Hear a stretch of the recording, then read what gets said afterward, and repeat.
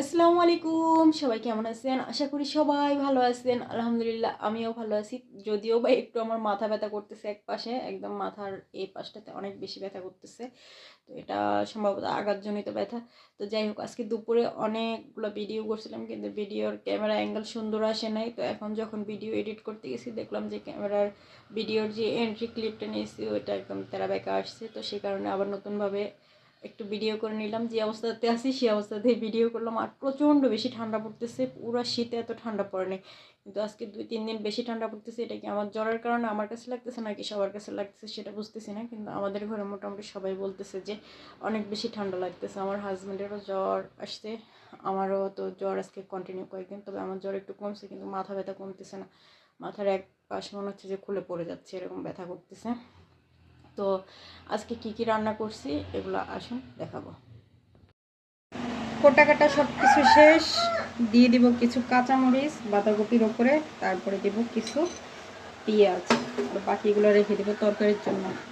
তারপরে দিব একটু হলুদ, আধা চামচের মতো, কারণ হলুদের পানিটা আবার পানির সাথে ঝরে যাবে, সেখানে একটু বেশি পরিমাণে দিয়ে দিলাম।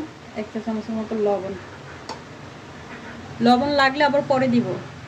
এই পাশে চুলায় তেল গরম হয়ে গেছে, এখন মাছগুলোরে আমি সব ভাইজা নিব। গতকালকে মাছ ভাজি নিয়ে যে কাঁচা রান্না করছি, দেখি যে রান্নার প্রশংসা কী করবো, এটা আমার বদনামি করা শুরু করে দিচ্ছে, বলতেছি মাছ নাকি কাঁচা কাঁচা আছে, টাকাই আছে। কিসের জন্য মাছগুলো ভাইজা নিতেছি। আমরা আবার গুঁড়া মাছ এত বেশি ভাজা ভুজা করি না, এগুলো গুঁড়া মাছ ভাইজাতে দেখা যাচ্ছে কুমিল্লার মনে করা বেশি, তাদের দিয়ে দিচ্ছি। তো যাই হোক, ভাইজা খাওয়াটাও খারাপ না, মজাই লাগে, কুড়মুড়ো লাগে। শুকনো মরিচ কষতে কষতে কড়াই পুড়ে গেল, আর এই জন্যই না আমার ভালো লাগে না। আমার হাতের জিনিস এক জায়গায় আমি রাখি, সেই জায়গা থেকে যদি আরেকজনের অগল বগল করে ভালো লাগে না। আর যে ডিব্বার মধ্যে শুকনো মরিচ রাখছি, ওই ডিব্বা থেকে শুকনো মরিচ ছড়াই আরেকটা জায়গায় রেখে দিচ্ছে মিক্সচার আলো খুঁজতে খুঁজতে এদিকটা কড়াইটা পুড়ে গেলো। এখন মাঝের সময় আমার 12টা বাজবে। এই কড়াইতে মাছও ভাজি হয়ে গেছে, এখন এগুলো নামাই নিব। কড়াইটাতে আমি তেলের মধ্যে পেঁয়াজ আর কাঁচামরিচ একটু ফ্রাই করে নিতেছি, তারপরে বাকি মশলা দিব। আর ভাজিতে কিছু টমেটো দিব, পাকাগুলো দিয়ে দেখতে পাচ্ছি, তাড়াতাড়ি নরম হয়ে যায়। টমেটো কাটতে কাটতে মাছ এলে অর্ধেকের বেশি খেয়ে ফেলছি। এই চুলাতে আমি একটু আদা চা চামচের মতো একটু রসুন দিচ্ছি, তারপর 1 চামচ হলুদ, আর 1 চামচ মরিচের গুঁড়া, আর একটা মিক্স জিরা গুঁড়া নিয়ে আসছে মানে বাজার থেকে, ধনিয়া টনিয়া সব কিছু মিক্স ওইখান থেকে দিচ্ছি 1 চা চামচের 4/1 ভাগ। আর লবণ পরিমাণ মতো দিয়ে ভালোভাবে একটু পানি দিয়ে কষিয়ে দিচ্ছি। আর এটা আমার ভাজিটাও হয়ে গেছে, তো এটা একটু ভালোভাবে নাড়াচাড়া করে রাখছি, আর ওইটা বাইরে দিয়ে জমফম করে দিলাম। ভাজি আমার হয়ে গেছে, বাসায় ধনিয়া পাতা নাই তাই দেয় নেই। আর যারা ম্যাগি মশলা খান তারা ম্যাগি মশলা দিয়ে ভাজিটা করতে পারেন, এটা অনেক মজা হয়। আর ধনিয়া পাতা দিলে তো একটা ফ্লেভারই চেঞ্জ হয়ে যায়। এখানে মশলা কষানো হয়ে গেছে, দিয়ে দেবো কেটে রাখা বেগুন। আজকে শুধুমাত্র বেগুন, আলু দিই নেই, আর কিছু দিই। বেগুন আর টমেটোর মাখা মাখা ঝোল হবে। বেগুন থেকে অনেকগুলো কালো পানি বেরিয়েছে, এগুলো ফেলে দেবো।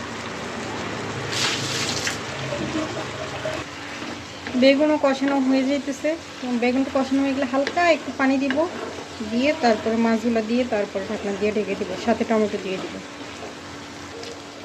মাছগুলো এরকম কুকুরা ভাজা হয়েছে, নিজেই খেয়ে ফেলতে ইচ্ছা করতেছে। এখন মাছগুলো সব উপর থেকে দিয়ে দেবো।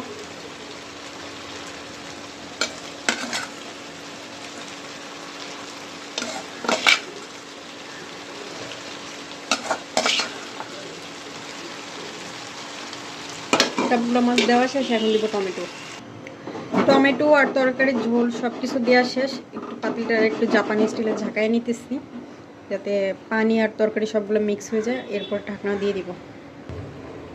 ঢাকনা দিয়ে দিলাম, অপেক্ষায় থাকবো রান্না হওয়ার। খুব সুন্দর একটা স্মেল আসছে। তো আমি চুলার উপরে তরকারি বসিয়ে দিয়ে রুম চলে গেছিলাম, তো এখান থেকে ঘ্রাণে আমার টাইনে নিয়ে আসছে। আর আজকের রান্না যদি প্রশংসা না করে তাহলে তো জামাই মাথা সাবধান, এটা বলে দিতেছি।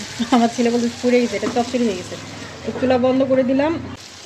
সবাই ভালো থাকবেন, সুস্থ থাকবেন, বাই বাই। আর হ্যাঁ, আপনাদের উদ্দেশ্যে একটা কথা বলি, আমার রান্না ভালো হোক খারাপ হোক সবসময় প্রশংসা করবেন। প্রশংসা পাইতে সবার ভালো লাগে, আমারও ভালো লাগে।